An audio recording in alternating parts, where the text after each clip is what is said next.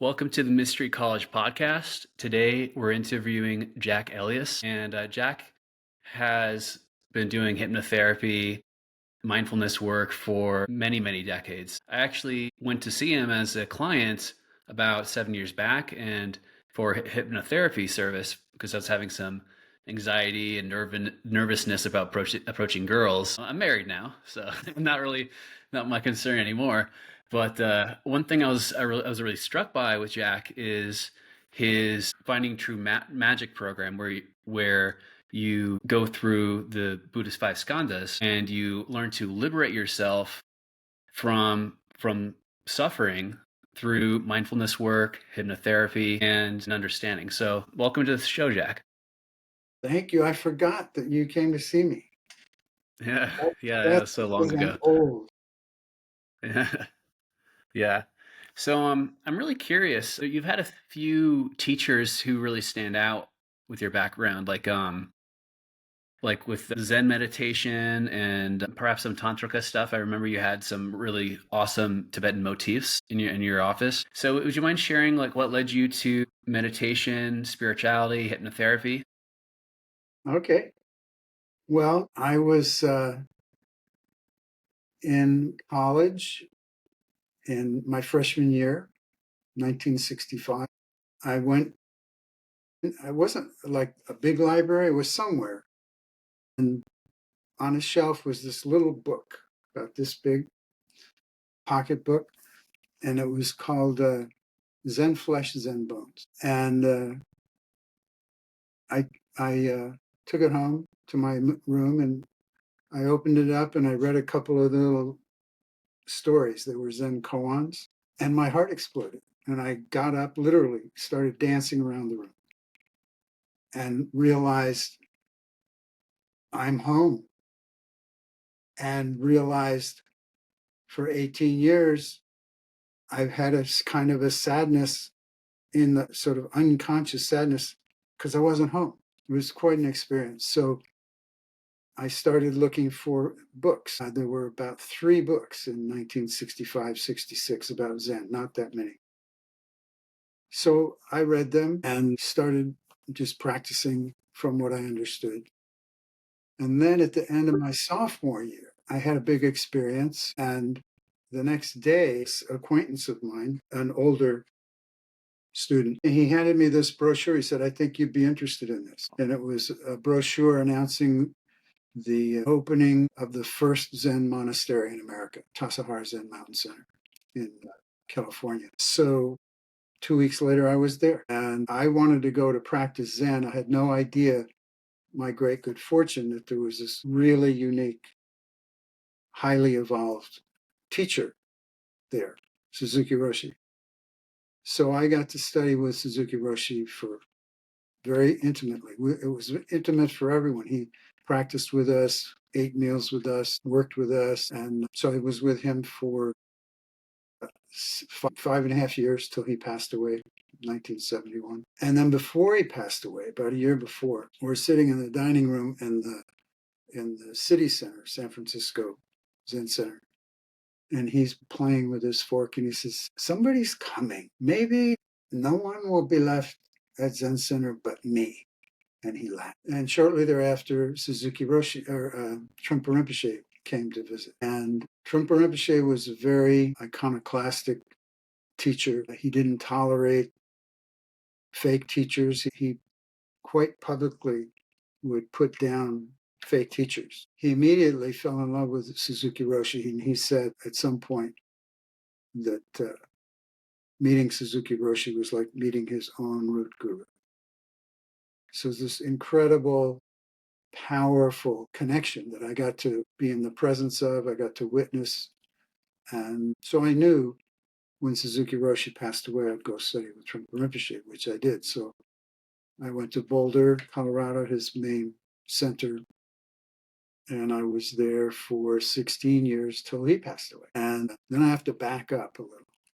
When I was with Suzuki Roshi, a friend of mine said, let's go see this Indian teacher. So we went to this talk, and it was Baba Muktananda. And I'm sitting up way in the back, and his translator came out to announce what was going to happen, and he at one point our eyes locked, and this burst of energy just went through me and knocked me into this incredibly peaceful state. I felt, and then Baba came out and talked. It felt really good, but I didn't feel I needed to leave Suzuki Roshi to go be with him. So that was that. And then, so that would be 60, maybe 70, 1970. So in 73, I was in Berkeley hanging out with some friends, and somebody says, "Hey, Baba Muktananda's in the neighborhood giving darshan." So we went to have darshan. And after that darshan, I'm standing outside with my friends and just felt this, what really the meaning of heart of hearts is. I felt it.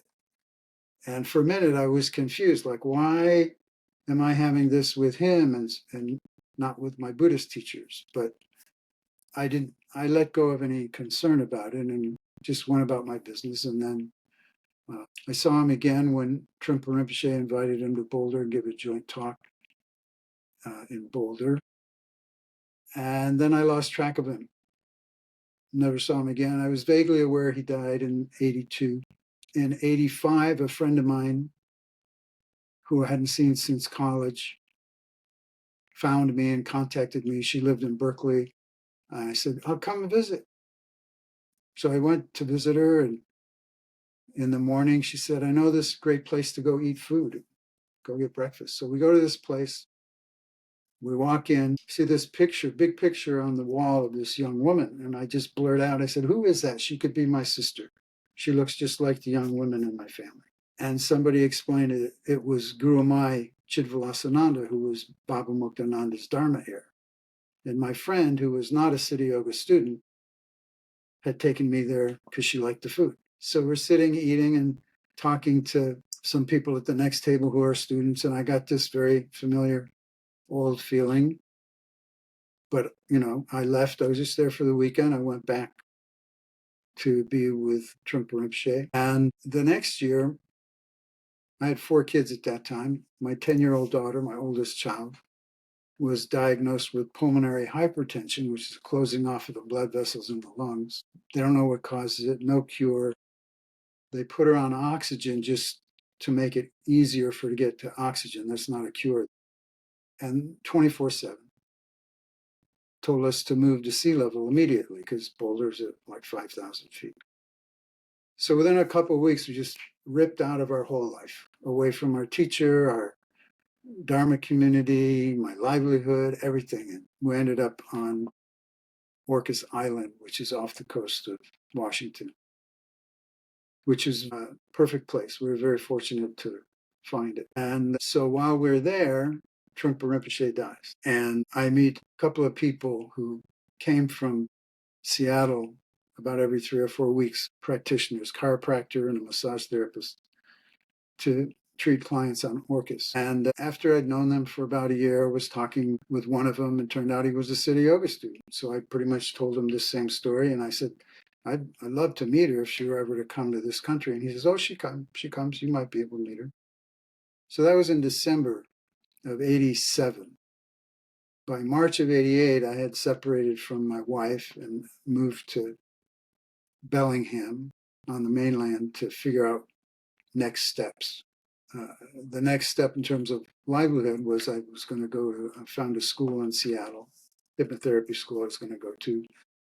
But also, all of these posters were coming up about Guru Mai coming to Seattle in May. So I took my whole family to see her, and with very strong connection. And I went to the ashram by myself for 2 weeks.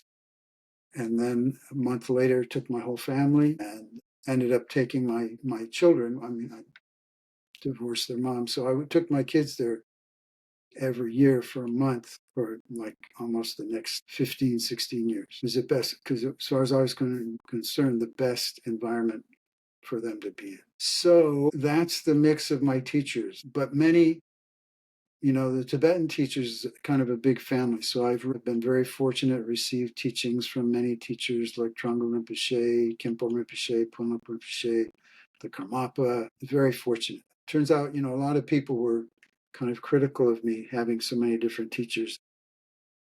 My current wife, my second wife, who was a total one teacher devotee of Guru Mai, when she moved in with me, she was quite upset because I had all these pictures and all these different teachers on the wall. But she had a feeling for Suzuki Roshi. So one night she prayed to him, Roshi, I'm taught one guru, one path, one guru. And Jack has all these different teachers. What's going on? And he came to her in a dream. He was just sitting there happily floating in midair. He said to her, one guru, any manifestation. So that helped her really. I could go on, but that's probably enough of the story. Beautiful. Beautiful. Thank you for sharing. I love the ending. That's a great tying it all together. Hi, Alex. Hello. Pleased to meet you. Pleased to meet you. Karam Prabhuji. Do you know you're frozen, Jake? At least for me, you're frozen. Yeah, my internet connection's not so good. That's also why we have Alex on, in case he freezes I freeze and up. the podcast has to continue, I act as his co-host. I also moonlight as his Okay. bodyguard every now and then. So there's that. Okay. Yeah, but I'd love to know too, when did you make the connection between all the things you were learning with your teachers and using hypnotherapy as a way to breaking the state of being asleep and then gradually coming into greater states of awareness? So I dropped out of college at the end of my sophomore year to go be a Zen student.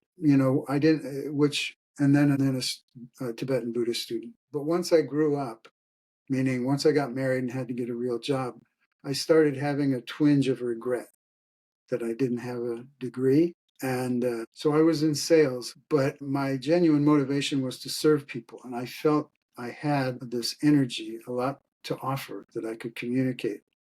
But the product for me was always in the way. And I had this idea that, I can't go back to school for 10 years and how much money to get a degree in psychology. So I kind of felt stuck. So I went to, in 1980, I took an NLP training program. And everybody in the program, in the introductory anyway, everybody there was a psychologist except for me. And they were all being blown away by what they were learning. But for me, it was just little bits and pieces of what I had been learning all along in a much more comprehensive way in my Buddhist study and practice. So I realized I'm not a college dropout. I actually went to way better college. True. And so that solved the problem of being able to do this kind of work because you don't need a college degree. You don't need a master's degree. But I still had this limiting thought of, I got 4 kids. I can't just drop what I'm doing and try to do this. The famous quote unquote, I could lose everything. So what happened was, so that's 1980. I'm studying it more and recognizing that this is a good way to communicate Dharma principles in Western language so Westerners can understand it. So I started integrating them. And also then pulling in hypnosis, because NLP is just a different way of packaging hypnosis. And so my daughter got sick, had to leave everything, and then on Orcas Island, and then separate from my wife, go to Bellingham, figure out how to begin a new life. So the irony of ironies is once I did lose everything, I started doing hypnotherapy. And then, So I'm curious too, like what are some Dharma concepts or principles that you found bridged with neuro-linguistic programming, hypnotherapy, like the 5 skandha model, for example, or any models of attainment? Okay, so Siddha Yoga gave me some integrating clues. In Siddha Yoga, there's a root structure called the 3 malas, which is also in the book, if you remember. 3 seeds that keep us in delusion. And the first one, the root one, is the Anava mala. which is a root sense of separation, which would correspond to the first skandha. And then the second mala, called the Maya mala, is letters, language. So that's what made the connection. Language is what deludes us. Language is inherently hypnotic. So I started teaching that. Language is inherently hypnotic. Started teaching my students that, and I would tell them, you're lucky. In this course, you're not going to have to be concerned with testing people to see if they're hypnotized and testing them to see if they have the right hypnotic depth. You don't have to do any of that, because you're going to understand that people are in hypnosis all the time. So there's no question of hypnotizing them. What we're really going to do is de-hypnotize them, because the natural state, which is a Buddhist term, is that we're always already awake. So we don't do spiritual practices or hypnosis or anything to create wakefulness. We do those things to remove the distractions, because anytime there's a crack in the wall of distractions, your pure being, your inherent goodness, the energy of it will immediately shine through. And it's happening all the time. We just don't notice it. A very maybe common way would be humor, laughter. Good humor breaks our state. We just laugh. And while we're laughing, we're not in our personality structure, but then we immediately go back into it. So we have moments where we wake up, but then we go back. And because we don't recognize and appreciate that, we can't utilize it and like work on it and expand it unless we encounter teachings regarding it. Yeah. So go ahead. Yeah, I'd love to hear, because we're kind of touching a lot on the Finding True Magic book that you have, and then we kind of seem to bridge naturally into your new book, and specifically the practice of laughing off trolls, for example, or all the craziness that's going on online. So I'd love to hear your perspective and take Buddhistically for folks who want to employ those methods. So the most important thing is the first step, which is cultivate the right view. There's several aspects to the right. First of all, as I said, our true self is already complete. We don't have to fix anything about our true self. Suzuki Roshi used to say, somebody asked him, what do you see when you see us? And he says, I see perfect Buddhas. And then you open your mouth. How true is that? So that's the language. We express our trances. So that's the first thing, is to start cultivating loving kindness towards yourself. Start, as Trungpa Rinpoche would say, cutting through, but you have to be taught what cutting through is. But cutting through all the negative self-dialogue. Basically, as you cultivate a conviction that you're already pure being, then you realize that those thoughts are not applying to you. Now, one of the ways that I help people get a handle on that, but it's very elusive because we're so habituated to our trances, our language, is I ask people, are you aware of thinking? Are you familiar with thinking? And they'll kind of laugh and chuckle. And I say, well, good. So this will probably be an easy question. So I say, what do thoughts refer to? And people will give me all kinds of answers, but whatever the answer is, I say, that's a thought. That's a thought. What do thoughts refer to? And someone might say, wait a minute, Jack, this bottle is not a thought. And I'll say, bottle is a thought. Everything is a thought. This is not a bottle to an elephant or an ant, or, the language, the concept of bottle, we've learned to associate with this accumulation of causes and conditions that we understand the functionality of it. That's the bottleness. But this is not inherently a bottle. If an elephant were to step on it, it wouldn't be a bottle anymore because it would not function. I make people suffer for a few minutes. And then I tell them thoughts, and I keep emphasizing, this is not me preaching to you. You have your own mind. You can test this direct experience of this. Thoughts refer to other thoughts. Look and see. Thoughts refer to other thoughts. Thoughts can only refer to other thoughts. Really important to really get it. Thoughts can only refer to other thoughts. You know, somebody might go try to take that in and they'll go, but well, what about? And I say, stop, you're already off. What That's about? already You're chasing after some thoughts that you think are an exception to the rule. No, thoughts can only refer to the most important thing. I mean, it's okay to call a bottle in a car, you know, it doesn't mean you have to go crazy, but the most important thing is thoughts can only refer to other thoughts. Therefore, it's impossible to think about yourself because you're not a thought. It's entirely possible to get lost in thoughts of self. And that's hypnosis. Who we think we are is our most complex and rooted hypnotic trance. Who we think we are. Just a bunch of ideas about other ideas. And the practice is to recognize you're not in there. You don't have to fight it. You don't have to destroy it. You don't even have to remake it. The degree to which you recognize you're not in there is the degree to which the natural inherent purity of kindness and humor comes forth. You must, hopefully, you've met people who it was delightful to be around them because they didn't take themselves seriously. They weren't being frivolous.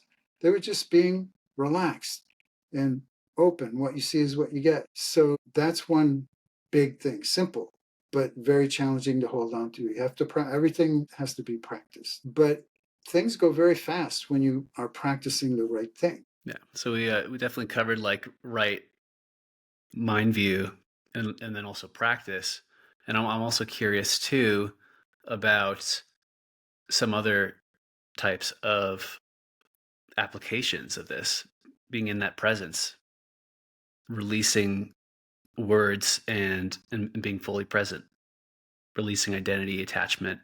And I love this idea of hypnosis not being about programming, but unprogramming, letting these structures loose, letting go what's not serving, and coming back into the present moment. Everything's can be used. The problem is people will get stuck in things. Like it's fine to do a better trance, but you don't want to get stuck in a better trance because stuckness is the problem. It's to understand that it's all activity. It's all activity. It's not about our being, it's about activity. And so all activity can be changed without any risk to your true self. But if you think you are validated by your activity, then you're threatened if someone wants you to change your activity. I mean, how many people do you know that aren't afraid of what other people think? That's a performance addiction. How many people do you know that aren't very concerned about success and failure? That's a performance addiction. How many people do you know who aren't afraid to make a mistake? That's a performance addiction. And most of the strength of those things is programmed into us when we're vulnerable little children. We have no way not to dismiss it. it's also So it's important to understand. no, Yeah, go it's ahead. also imposed upon by the sociological hierarchy, you know, that if you don't achieve certain things, then you are not this or that. Basically, not only do we affirm the illusions that are projected by society itself imposes these illusions perpetually so that there's no other way of thinking. And you know what? Maybe I'm not supposed to be this. Maybe I can be this or that, or not at all. None of these things at all. It's very tenacious. I've had many people who are very successful, older people who still are afraid and have shame that they're not doing what their parents expected of them. Terrible. So I do have a question with regards, and if it's okay, I have a everything's okay with me. I have Go a ahead. question with regards to, because I am familiar with the concepts of chod, which is the severing or the cutting away. That's an esoteric or a Vajrayana Tibetan concept. Um, I once moonlighted as a comparative religious studies professor. So, you know, I've been around certain avenues, certain roads, so to speak. I am interested in learning about how your system deals with certain aspects that some proponents or gurus might consider illusory. but which are very real. They are very real phenomenon, and they affect millions of people every day. What I mean to say is, I've met plenty of Eastern stylish mysticism teachers where they claim, that things like a post-traumatic disorder or depression or self-harm or suicidal ideations, these are just thoughts that you can just while away. But according to science and according to neurology, these are things that are chemically, it's a chemical or a hormonal imbalance in the brain, and it affects how we interact with ourselves and with society and with everything in general. How, or rather, what is your take on things like depression or like trauma, PTSD, anxiety, things like that? Yeah, good question. So let's try to clear up the big confusion about reality and illusion. We learn to give meaning to words as we are taught language, and not simply meanings as in definitions, but we associate experiences with words. So we think we're speaking the same language, but we're not. That's why we're always fighting, because we don't understand that we might say something that's perfectly innocent out of our mouth from our life that's going to trigger them, the other person, because of how it's associated with something in their life. And like when I'm training my students, say that you have to ask questions constantly. If somebody says, my girlfriend broke up with me, so I'm really sad and depressed, and you go, oh, yeah, I know what you mean. You just broke from them. Now you're in your fantasy of your life experience about what it means to lose a girlfriend and have those feelings. You need to ask them to unpack what it is for them. Otherwise, you're not even connected to them. It's like you're two people hypnotizing each other. You don't even know it. So this is how I teach definitions of a few words, because I think it facilitates waking up. Everything is illusory. All phenomena is illusory, but illusory isn't a put down. It doesn't mean it's fluff. It means everything is impermanent. Everything is changing. And that's science. Everything is changing. All phenomena are constantly changing. That's what a proper understanding of illusory is. It doesn't mean, we have a lot of association with illusory, meaning something that appears to be there but isn't there. But the phenomenal world that we think is really there, it's illusory because it's constantly changing. Reality, I only use the word reality, and I only allow my students or clients to use the word reality when they're talking about that which does not change. That which does not change is real. Now everything changes. So So you can't locate reality as an object, because any object is a phenomena, and all phenomena change. So you cannot perceive reality, but you can, shall we say, you can intuit inherent consciousness that never changes.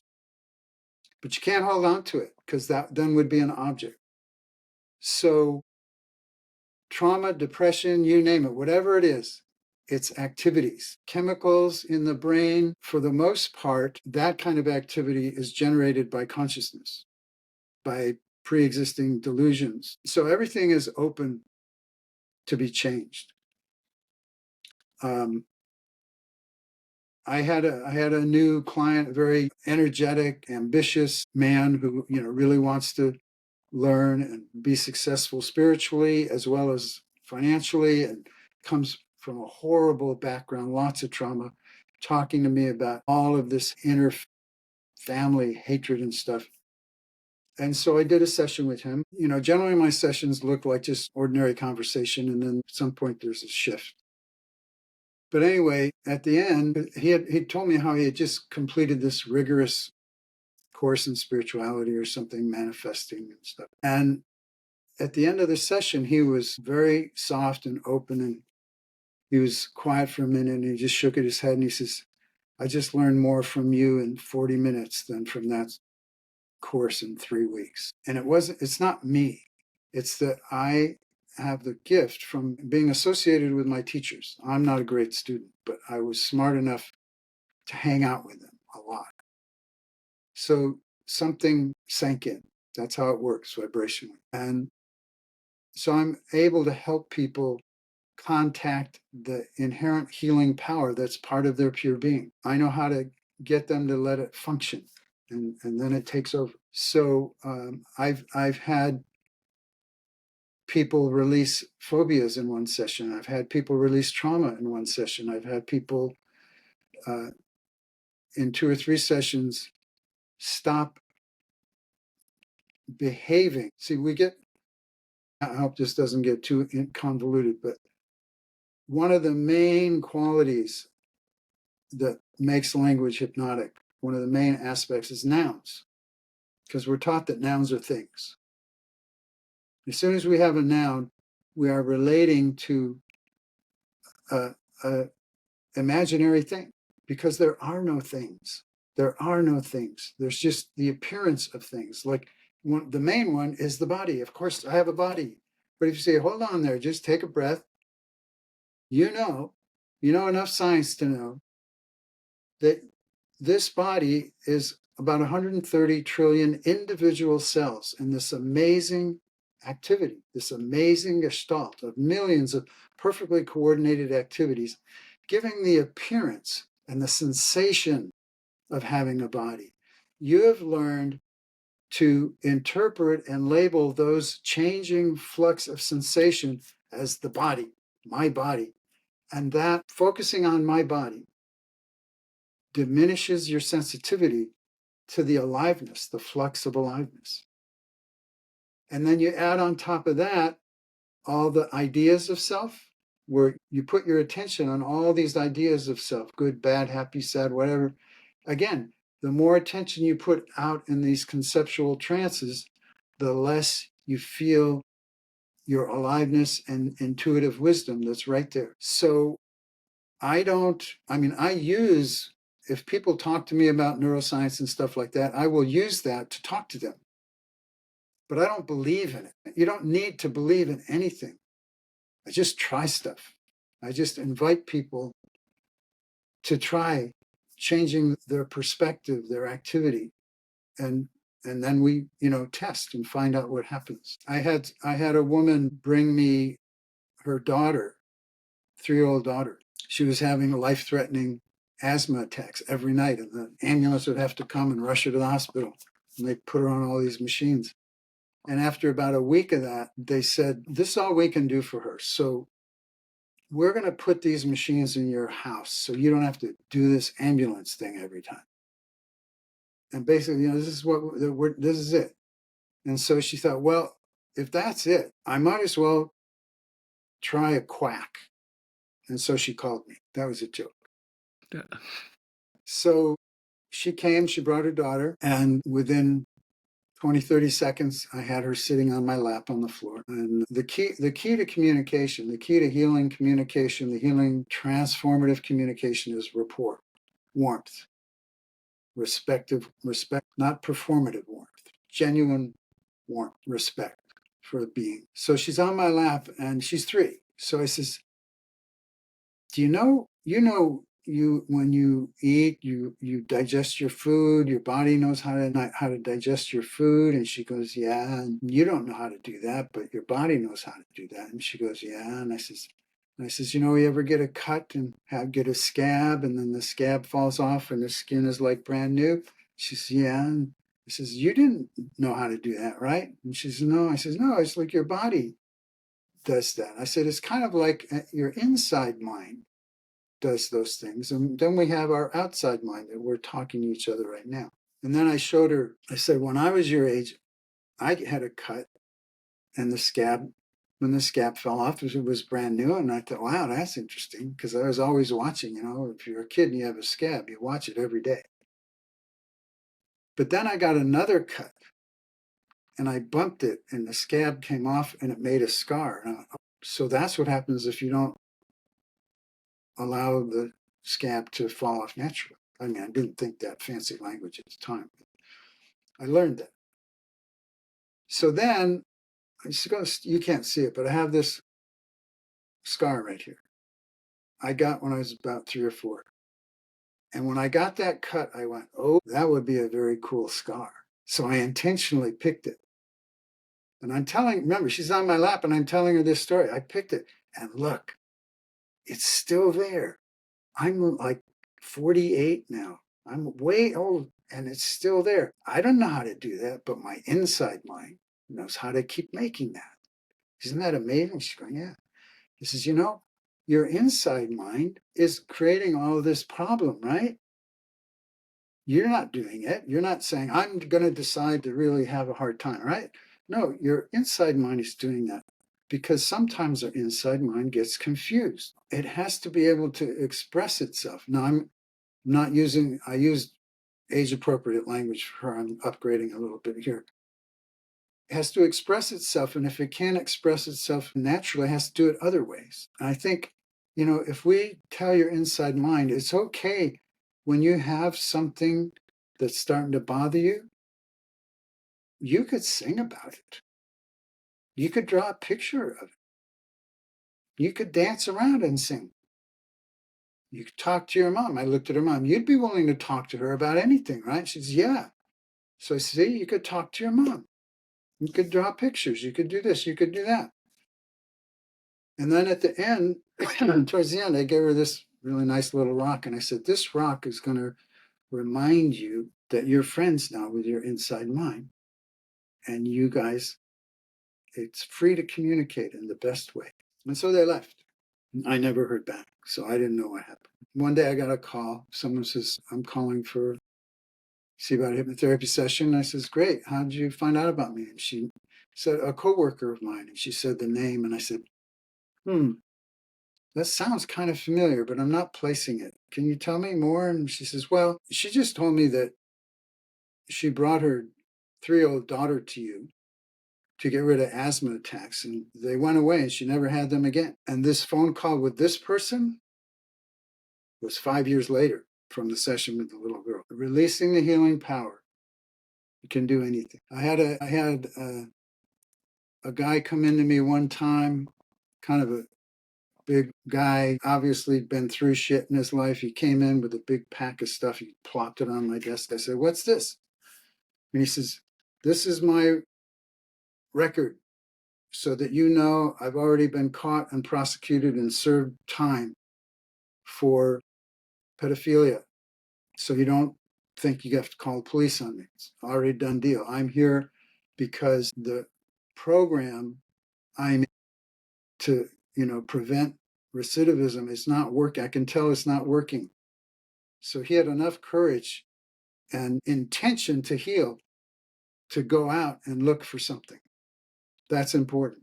Having a pure motivation, having sincerity to do something. So I yelled at him for an hour and a half about his pure being. What he did was disgusting, but it doesn't affect his worthiness as a being. You have a right to absolute self-love and self-respect, which will, from that connection, you will recognize that these kinds of behaviors are beneath you and disgusting, and you don't have to go hide in a hole if someone brings them up. You have a right to move on because you can only repair damage if you have genuine remorse and have reconnected with your pure being. Because otherwise you'll just keep doing that kind of stuff. Guilt and shame just makes people keep repeating the same mistakes. I talked to him like that for an hour and a half. It was a back and forth. He would have objections and I would be able to knock down his every objection and bring him back to there's no exceptions. You have pure being, you stand in your pure being, you recognize this bullshit, you call bullshit on this stuff. And we went through testing. So anyway, he left and I never heard from him again. And then a while later, a couple of years later, this woman called wanting a session. And I said, well, how'd you hear about me? And she said, well, my bishop told me about it. I said, your bishop? I don't know any bishops. Your bishop? And she says, yeah, my Mormon bishop. I said, your Mormon bishop? I really don't know any Mormon bishops. She says, well, he referred me to you because he said he sent this guy to you, and he changed in one session with you more than he changed in 5 years of therapy. It was the guy. Again, it's not me. I've been given the understandings about how to help people connect and release their own healing, reorganizing energies. And so things can happen very quickly. They don't always happen very quickly. And a lot of that's because the intensity of a person's desire to change can be mixed. They can often, when you make a change, you get hit with shadow stuff you didn't realize you had to deal with. But now that you're opening, it's coming up. And so then you could be thrown off. So it can be a rocky road. But the point is, you come back to understanding the core view, and that it's how to relate to activities instead of taking them personally. That's the key. If you want it in a nutshell, nothing is personal. Taking things personally is a hypnotic trance. My thoughts, my feelings, my body, ownership is hypnotic trance. There are human thoughts, human emotions, human bodies. When we take ownership, we open ourselves up to the delusions of guilt and shame. People think I have this unique flaw that no one else has. It's absurd. You cannot have a unique flaw. You're experiencing the human experience. Anything that you're experiencing is human.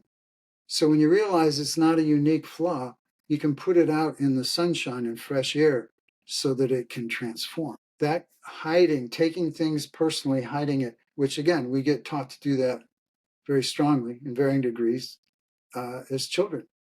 That what we do and how we displease our parents proves we should be ashamed of ourselves and hate ourselves, and no one's as bad as we are. So we hide it. And when we hide it, we can never discover that everybody else has it too. Public speaking, number one fear. It's all because of shame. Performance So anxiety. Yeah. performance anxiety, I want to roll back all to. I'm because. sorry. No, go ahead. Go ahead. Go ahead. I want No, to go roll ahead. back to the If you have a question. concept of healing and how it relates to thought once again, because that's a very interesting aspect of the entire exercise. So if everything is a thought and everything is predetermined by thoughts, conditioned by thoughts, and created by thoughts, and shifting someone's mindset and how they view certain things can elicit certain effects, how does this same modality affect something more biological, say cancer? Are we just thinking that we have cancer, or do we actually have cancer? Can we determine that Okay. this thing exists as a reality? Yeah. So you have to understand, like when you watch this tape, you're talking as if you're separate. How do you mean? That you're thinking about the cancer as being separate. Oh no, it's not. It's Two part of you. different. You're the one generating it because there's a genetic predisposition and so on. Yeah, I understand what you mean now. No, I'm not making myself clear. It's that, well, first of all, it's all activity. So it is all governed by thought. I have had people, first, your body is your unconscious mind. So it's all communication. So I've had people talk to cancer, talk to the cells, invite the cells. What are you trying to accomplish by behaving this way? And help them wake up that their behaviors are not in accord with their motivation. This is a very classic cliche. Have you heard the cliche? The road to hell is With paved good with good intentions, yeah. intentions. Okay. So it happens subconsciously as well as consciously. If you have a good intention, you get so involved with your good intention, so convicted. This is a good intention, meaning, so I should have it. And then you project the outcome that's also good because your good intention, and you get so involved in those two that you have no one has taught you that since everything is activity, all activity is governed by the laws of cause and effect. So if you have a good intention and the outcome is a worthy outcome, but you don't take the right steps, you don't do the right causal actions, you don't get to heaven, you get to hell. The example I use, I say I get a letter from my college 60-year reunion, and I go, oh, I'm going to go and start thinking about my friends and how wonderful it's going to be. And I'm full of happiness and joy. And plus, I think it's a chance to drive across the country one more time instead of flying on a drive. So I'm all excited and so absorbed in my anticipation of being there, I don't notice that I get on I-5 South instead of 90 East. And before I know it, I'm in LA. I'm in hell instead of in heaven in Connecticut. Sorry to everyone who lives in LA. So it's like that with every activity of suffering. There's always a pure intention because we are inherently pure being. All activity arises from pure being. But pure being, again, mainly in childhood, gets interfered with because pure being naturally expresses, like I represent a child energetically is just naturally going Yahoo, Yahoo, moment by moment, unself-consciously manifesting the bliss of being. At a certain point, the big people find this Yahooing in various situations unacceptable. And so they punish it. So a child before the roughly age of 6 or 7, does not have a frontal cortex, a functioning frontal cortex. They can't discriminate, which means they can't make sense of how things really work. That usually stays until adulthood. I've noticed that it stays until adulthood. That's because it becomes habituated. That's the point I'm making, is that you develop the habit of determining reality by vividness, which is why people are so easily brainwashed. If you yell and shout, it's vivid. And so they just, yeah, it cuts off from rationality. So what a child does have is hardwired habit forming power and survival instinct. Survival instinct's natural function is to push away insult. So when it's going Yahoo and there's an insult, it'll maybe push away. But then it gets the shit beat out of it. Who do you think you are? I'll teach you a lesson. So very quickly, we learn viscerally, not conceptually. We learn viscerally, not okay to push away insults. But the power and the intention to survive is still there. So it has to figure out, again, not conceptually, it figures out viscerally. It makes a mistake. It thinks it can't understand, to a child, big people, especially their parents, are giant gods. Whatever they say or do is the law of the universe. So they can't be so your subconscious mind, quote unquote, figures out, well, the suffering happens whenever the Yahoo goes. So the problem is the Yahoo. So I'm going to So stop the instead of Yahoo. pushing away, it pushes down, it depresses the inherently joyful moment by moment spontaneity. That's depression, pressing down your joy. But it's always there, and the pressure causes suffering. So help people release this. Now, Beautiful. their survival instinct does this, but it by itself, it's not strong enough because we're very unself-consciously, vigorously alive. So we do it again. We get punished again. It does it again. It does again, until the habit-forming power locks it in. Yeah, Jake, you were going to say that. So now we have a habit of staying shut down in various situations. Not all of them, unless it's a really hellish environment. Some of them. And what keeps this is still like a pot pressure underneath. What keeps it really is that on top of this, when we do develop a conceptual brain around 6 or 7, we start formulating an idea of self based on what they tell us, how I'm a good boy and a bad boy and a this and a that. And that idea of self, that selfhood, that false selfhood, is a weight that keeps us down. Plus, there's all kinds of built-in prohibitions in this. Don't you ever go there, because remember, when you did go there, you got punished, or worse. So this self that feels the suffering, because joy is blocked, feels the suffering, but thinks I can solve it in the outer world. Get enough money, enough fame, enough power, perfect marriage, you name it. And if you have a good brain, you might get all of those things. But you discover, and that makes an even bigger dilemma, because you get those things and the dilemma doesn't go away. So now you're really desperate. That's why a lot of very successful people end up in addiction or suicide. They lose hope. I've done everything possible. They haven't done everything possible. People tell me that all the time. I've tried everything.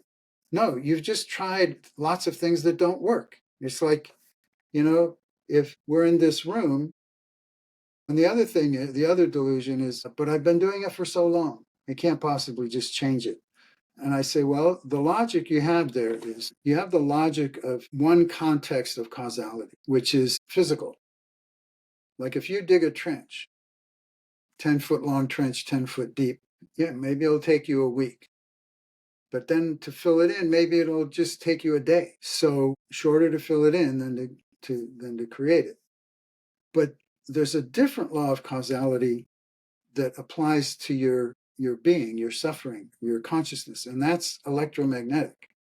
It's like, here we are in this room. Let's say this light has been on for 50 years. And I say, go turn it off. How long is it going to take for it to go off? It's been on 50 years. Maybe it was going to take 10 years for it to go off. And of course, the person knows that's silly. You turn off the switch and immediately it's off. That's what all of our problems are, like light bulbs.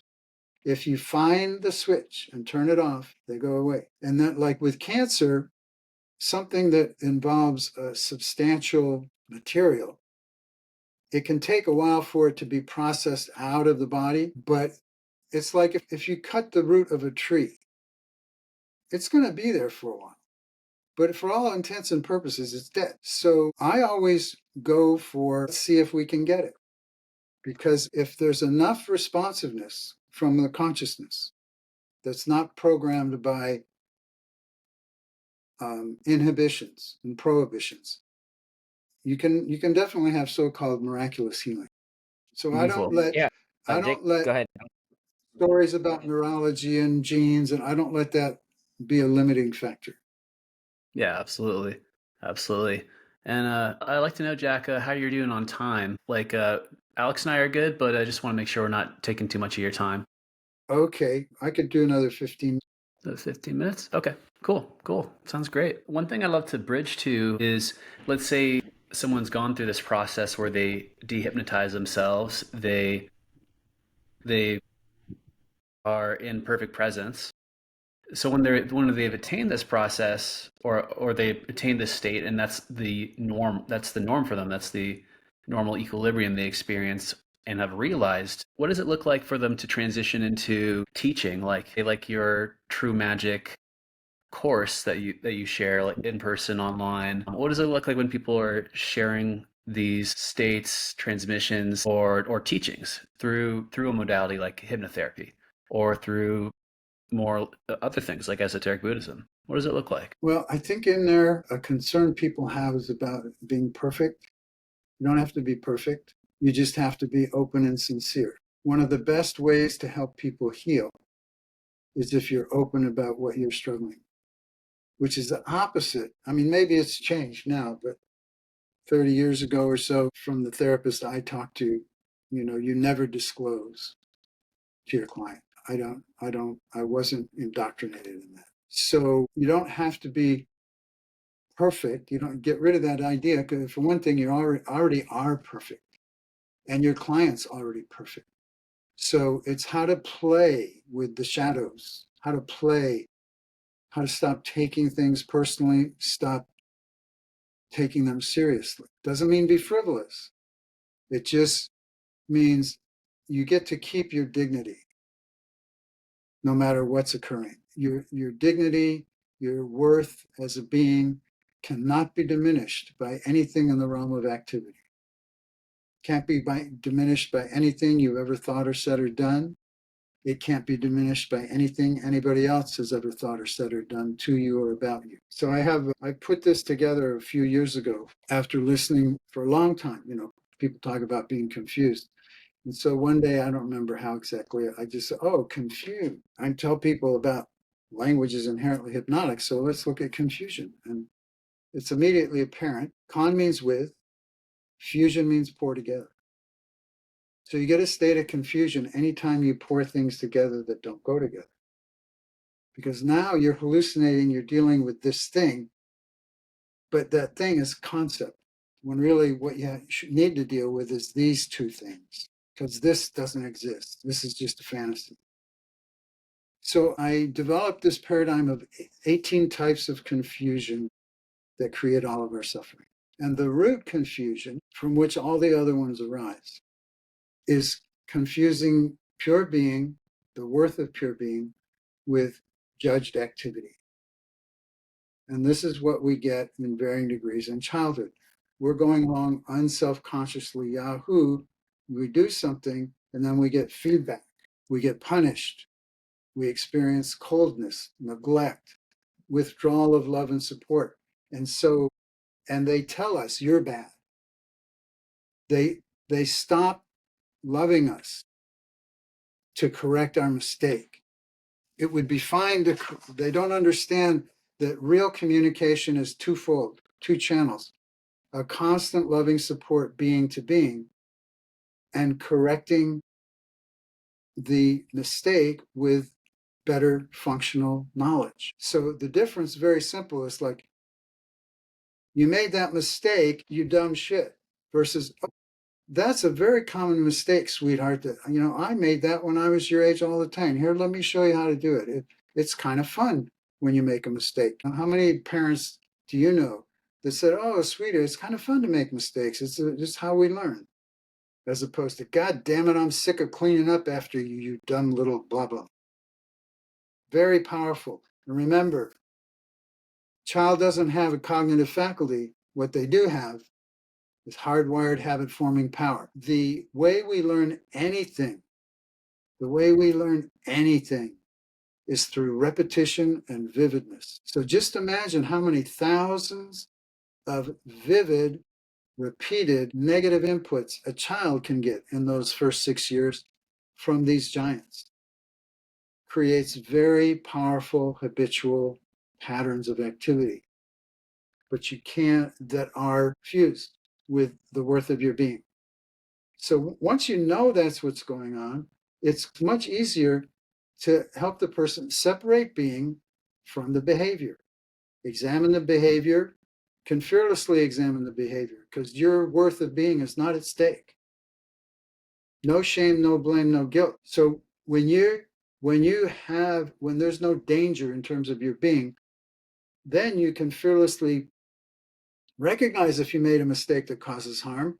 And then instead of going into guilt, which is just collapsing into self-involvement, and shame, which creates recidivism, like the pedophile was having a problem with, you actually have the courage to feel remorse. Your heart feels the remorse of causing the shame, causing the harm.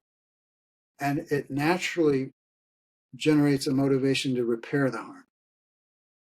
That's the difference between remorse and guilt. So the root confusion is an indoctrination where gullible child, no cognitive faculty, giant adults are taught that the ways they displease their parents primarily proves whether or not they're worthy to maintain that inner state of self-love, self-respect, self-encouragement. Once you know that that's a root problem, you don't need to know anything else, really. Hardly ever. I just address this with people. But the other levels play an important part. Like the second level is a very important part, which is fusing thoughts with feelings. When people don't realize they're hypnotizing themselves when they say, and trapping themselves when they say, I feel worthless. I feel like I'm no good. I point out to them, well, worthless is a judgment, it's not a feeling. Thinking you're no good is a judgment, it's not a feeling. What do you feel when you believe you're worthless? Typically, I have to go through 4 or 5 levels of judgments because people are so addicted to judgments. I said, so what do you feel when you think you're not worthy? And then they might say, I feel not good enough. Well, that's another judgment. What do you feel when you think you're not good enough and you think you're unworthy? I feel like life is pointless. I say, that's not a feeling, that's a judgment. When you think you're worthless, when you think you're not good enough, when you think life is pointless, what do you feel? And then maybe they'll say, sad. And I said, yeah, that makes you feel sad. Sad is a feeling. You might also feel afraid and you might feel angry. Those are feelings. The thing you need to understand, anybody who would believe those judgments would have those feelings, which just proves you're not broken. This is how anybody would feel if they believe those judgments. So we've separated the feeling from the judgment, the thought. When they're together, they believe that this feeling of not good enough, blah, blah, blah, proves I'm broken. No. When you believe those thoughts that and you have these hurtful feelings, that just proves you're a human being. You're not broken. What's broken is the belief system that you believe that bullshit. But then I said, but we're not aggressive. We're not fighting. We're going to be very open-minded. We're going to say to the source of that belief, we're going to posit the source, that there's a source of that belief. We're going to say, maybe you're right. Absolutely. But Absolutely. it's only fair that you show me the evidence before I get upset. If you show me the evidence, I'll happily get upset. You have to show me the evidence. Yeah. It's to Speaking on cut the to the point you're chase saying, where there is no evidence. But you can't just help, you have to take people through it because they have ideas of evidence. And as they tell you, well, that's just another belief. That's just another belief. What's the evidence? And then you break them out of that trance of, layers of beliefs being mistaken and interpreted as evidence. yeah. You take Yeah. them to emptiness, to put it in a Buddhist point of view, emptiness of Go ahead, concepts, Jake. where then they can feel their humanity again. Yeah. So I'd like to transition what you're saying in confusion to your recent book for our last question on the call, because I think no other environment is more prominent of this issue of confusion than social media, and where algorithms are literally confusing things together based off of our own preferential biases and things that we respond to. And statistically, people respond much more strongly to negativity since that's what we've been trained to respond to, and also as a survival mechanism. So I'm wondering if you have any thoughts or ideas for the world at large moving forward, for us to evolve our ability to exist cooperatively, peacefully, when there's things like AI and social media Yeah, and trolls. it's quite simple but challenging. Is that we're all the same being. So you communicate with love and respect. Attempt to create a connection of clarity, if possible. In order to do that, to make this short, because we only have a couple minutes, the essence of it is you can do this to the degree that you don't take anything personal, because nothing is personal. The degree to which you don't take things personal, you don't get triggered by any of that stuff. And it's easy to recognize the energy of what's coming towards you. If it's not wholesome, to dismiss it. You don't have to figure out, oh, is that a real person or is that you just feel the energy of it. But you have to have a certain level of clarity to do that. If you don't have the clarity of that felt sense, you still have analytical power. Is this coming from kindness and respect? Is there an attempt here to come together, or is there an attempt to be right versus being wrong, to put people down? I don't give any energy to that stuff, but I don't shut them out. I talk to them, and many times they come to a realization. They soften. My role model for that, I forget his name. This is black guy. This is decades ago. James Baldwin. He, not James Baldwin. He's in the South, horrible environment, he decided to bridge the gap. He went and talked to the most feared grandmaster in the area, Oh, is it? and he talked with him. And he got him, I don't know how much time it took. He kept talking to him. He had unwavering humanity. He didn't take anything personally, is the way I would say. And because was emanating unwavering humanity, the Ku Klux Klan guy's humanity finally woke up, and he renounced his robes. And I don't forget what period of time, but this black guy kept doing that. He got over 200 Klans people to give up their robes and renounce the Klan because he was able to stay in his humanity and touch their humanity. To do that, you have to recognize we're all the same. Another powerful role model for that would be Thich Nhat Hanh. Thich Nhat Hanh has many stories, poems, where he basically says, like one of his poems, it's really heartbreaking. He talks about being on a boat full of people trying to leave Vietnam. People are falling off the water, into the water, and the captain rapes this little girl. And he's describing this. He rapes this little girl, and the little girl, she's so traumatized, she commits suicide. She leaps to her death. He tells this horrifying scene. And then the poem ends with him saying, and I am that little girl leaping to her death.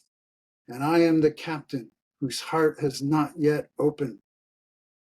So it's compassion for everyone as your own self. Beautiful. Thank you so much.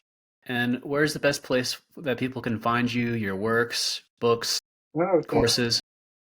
I have a couple of websites. The simplest would be jackelias.com, which is a few years ago, my wife said I had to have a mobile friendly website, so we created that one. The older website, which is a lot of stuff in it, is called findingtruemagic.com. Finding True Magic's the name of my book, so you should easy to find them. And you can communicate with me at jack@jackelias.com. I have a YouTube channel, lots of videos, clips there. YouTube/Jack Elias, I think should get you there. That's good for starters. And of course, I see people as clients from all over the world. I work virtually. Fantastic. Awesome. Thank you so much, Jack. I really enjoy his book. I have it marked up and annotated because it's absolutely invaluable. And I imagine if you're listening to this now, you also see that value. So definitely check out Jack's work, books, courses, because he's a fantastic, fantastic teacher. Thank you so I'm much, going to Jack. have to find your file and remember all the terrible things about you that I Oh, uncovered. geez. You can post it in the comments if you find it, okay? It's going to be an expose there. Thank you so much for having us. I hope we haven't taken too much of your time, and we appreciate your presence on the podcast. My pleasure. Take care, you guys. Thank you.